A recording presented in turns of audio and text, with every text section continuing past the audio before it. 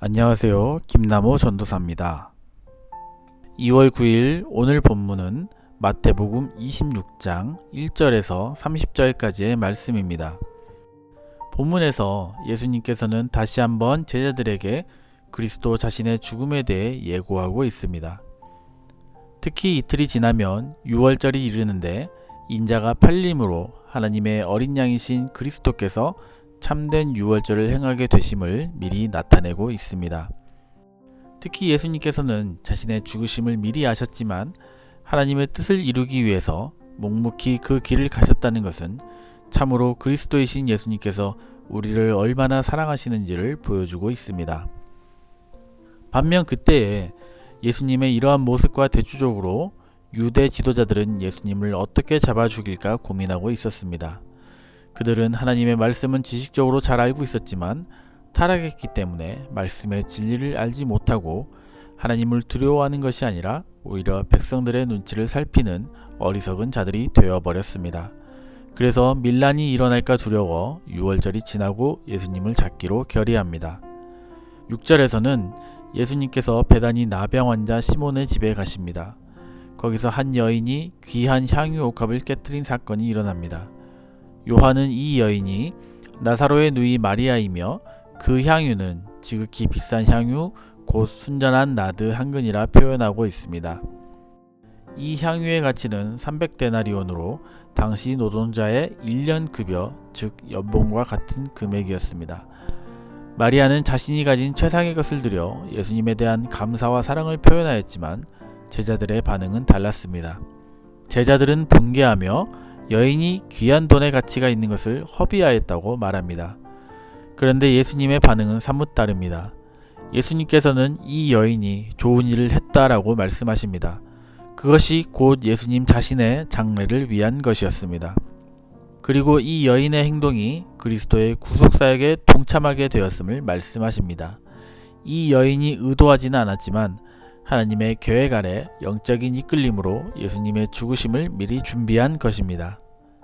반면 제자들은 예수님과 함께 있고 예수님께서 수차례 자신의 죽음을 말씀하셨지만 이러한 것에 민감하게 반응하지 못했습니다. 오히려 여인에게 분개한 사람들이 세상 사람들이나 바리새인이 아니라 오히려 예수님과 함께 했던 제자들이었다는 사실이 더 놀랍게 다가옵니다. 이번 일을 계기로 가룟 유다는 마음에 분노가 생겼습니다. 그리고 유대 지도자들을 찾아가 예수님을 은 30에 넘겨주기로 약속합니다. 우리는 유다가 예수님을 팔아넘긴 대가로 받은 은 30에 집중해봐야 할 것입니다. 출애굽기 21장 32절에 소가 만일 남종이나 여종을 받으면 소 임자가 은 30세겔을 그의 상전에게 줄 것이요 소는 돌로 쳐서 죽일지니라 라고 기록되어 있습니다. 결국 은 30은 소가 종을 죽였을 때 종 대신 받는 몸값입니다. 가장 천하고 천한 사람의 목숨값이 은 30이라는 것입니다. 그러니까 유다는 가장 헐값에 예수님을 넘긴 것이고 이는 그들이 얼마나 예수님을 멸시했는가를 보여줍니다. 그런데 사실 300데나리온의 향유값을 생각한 유다의 계산법 치고는 은 30은 너무 터무니없어 보입니다. 분명 그는 예수님을 넘기면서 돈을 더 요구했을 수도 있고 유대 지도자들은 더 지불할 의향도 있었을 것입니다. 하지만 이들이 은 30에 예수님을 팔아넘김으로 스가랴 11장 12절에 기록된 예언은 성취되었습니다. 즉 이 모든 것은 하나님께서 정하신 것으로 낮은 곳에서 낮은 자로 오시고 가장 천한 자의 몸값에 팔림으로 지극히 낮아지심을 보여주시기 위함이었습니다. 18절에 예수님께서 내 때가 왔다라고 말씀하십니다. 유대 지도자들은 밀란이 날까 두려워 유월절에 행동하려 하지 않았지만 결국에는 예수님께서 유월절 기간에 최후 만찬을 하시고 유월절에 십자가에 달리시게 됩니다. 이것은 우연이 아니라 하나님의 때에 철저한 하나님의 계획에 맞춰 이루어진 사건들입니다. 그렇기 때문에 우린 기억해야 합니다.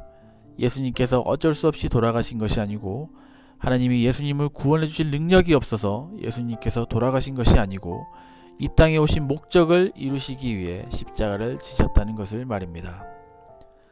한 가지 재미있는 것은 15절과 17절에 우리말 번역이 없는 말이 원문에 있다는 것입니다. 15절에 내가 예수를 너에게 넘겨주리니 얼마를 주려느냐라는 말은 원문을 직역하면 내가 그를 너에게 넘겨주면 나에게 무엇을 주겠습니까? 라고 번역할 수 있습니다. 그리고 17절에 우리가 어디서 준비하기를 원하시나이까? 라는 원문은 우리가 당신을 위하여 어디서 준비하기를 원하십니까? 입니다.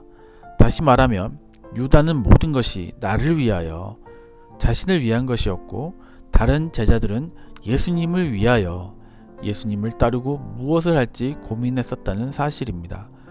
유다와 다른 제자들의 대조는 마지막 만찬에서도 나타납니다. 예수님께서는 성찬을 제정하시기 전에 제자 중 한 명이 예수님을 팔 것이라 말씀하십니다. 제자들은 모두 근심 가득해하며 주여 나는 아니지요 라고 물어봅니다. 반면 예수님과 함께 그릇에 손을 넣은 유다는 라삐요 나는 아니지요 라고 말하고 있습니다. 이미 유다는 예수님을 그리스도로 인정하지 않았습니다. 그리고 그 말을 마치고 가시방석 같은 그곳을 급히 떠나 예수님을 넘겨주기로 합니다. 오늘 본문 말씀은 참으로 오묘합니다. 구석구석 미치는 하나님의 섭리를 발견하게 됩니다. 대제사장들은 밀란이 두려워 유월절을 피해 예수님을 잡으려 했지만 결국 그들은 유월절에 예수님을 십자가에 못 박음으로 예수님께서는 진정한 유월절을 행하셨습니다.